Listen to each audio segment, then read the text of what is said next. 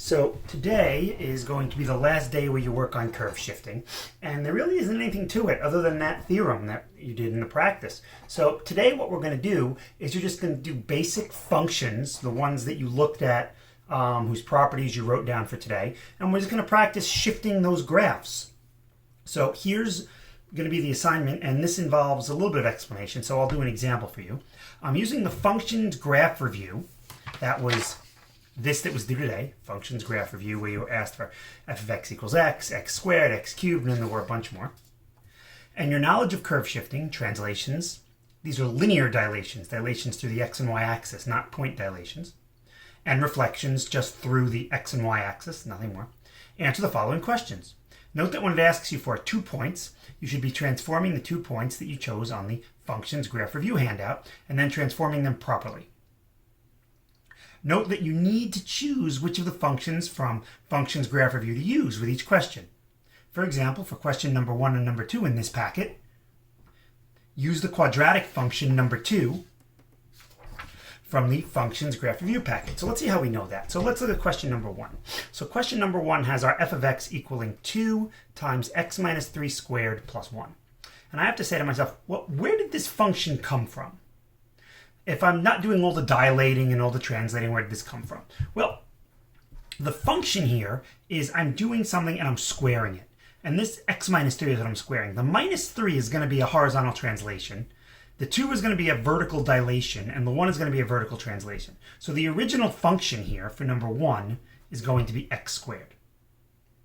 So now I come here and I go, okay, so the original function was x squared. That's this. So let's see what we have here. So the original intercept based on this was 0, 0. So the question is, what happens to that intercept? So we start off with 0, 0, and then I use that curve shifting theorem. So what happens? Well, first, we have a horizontal shift of 3 to the right.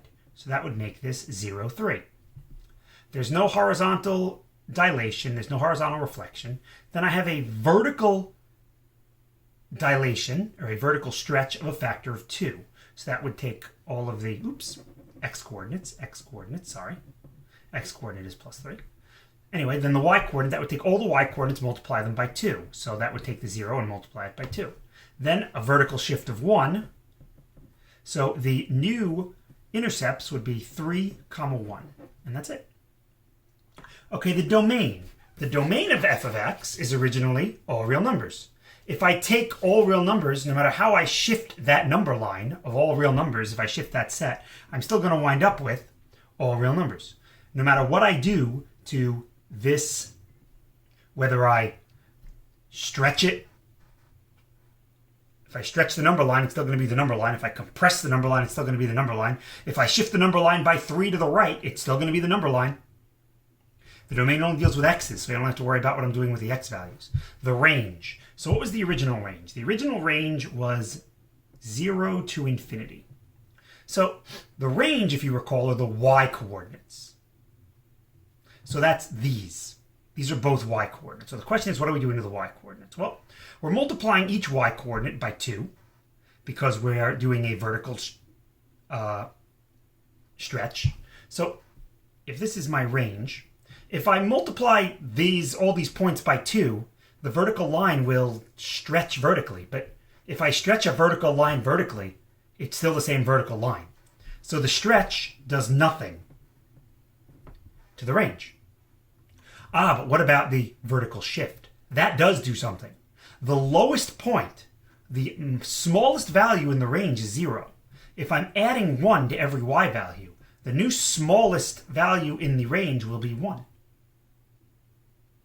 And if you're like, well, then how did the stretch affect that? Well, if I'm looking at this from 0 up to infinity, well, if I stretch this through the axis and I stretch this vertically, 0 times anything is still 0. And then all these points will just stretch further up. I'll still wind up with the same thing. That's why the stretch doesn't change this at all. The translation does. Okay, infinity plus 1. Well, we're not really saying infinity plus 1. We're just saying add 1 to every value. Well, if I add 1 to every value, and I'm considering every possible value, I'm still going to be dealing with every possible value. Done. That is my range. My new range. The vertex. Well, the original vertex was 0, 0. And that was also the original intercept. So I know that that is going to go by the same progression to the point 3, 1. And then write 2 points other than the ones in part A that are on the graph. Okay, so I'll use these. We had on mine and yours will probably be different. I had 3, 9 and negative 2, 4. So let's see what happens to 3, 9 and negative 2, 4. So 3, 9. It's a horizontal shift to the right of 3. That would make it 6, 9. Nothing happens to the x-coordinate after that. Then the y-coordinate has a vertical shift of 2. So that would make this 6, 18. And then a vertical stretch of 2. And then a vertical shift of 1. So my new point is 6, 19. The value negative 2, 4, that point gets shifted to the right 3. So this would be 1, 4. The y-coordinate gets stretched by a factor of 2. And then translated 1 upward. And sure enough, if I check, when x is 6, y should be 19. Well, when x is 6, 6 minus 3 is 3. 3 squared is 9. 9 times 2 is 18. Plus 1 is 19. When x is 1, 1 minus 3 is negative 2. Negative 2 squared is 4. 4 times 2 is 8. 8 plus 1 is 9. And then I can do the same thing with number 2, and I can do the same thing with all the other problems, the cube and the square root and everything, just by starting with the points that I had. So that's the basic idea about how to do these.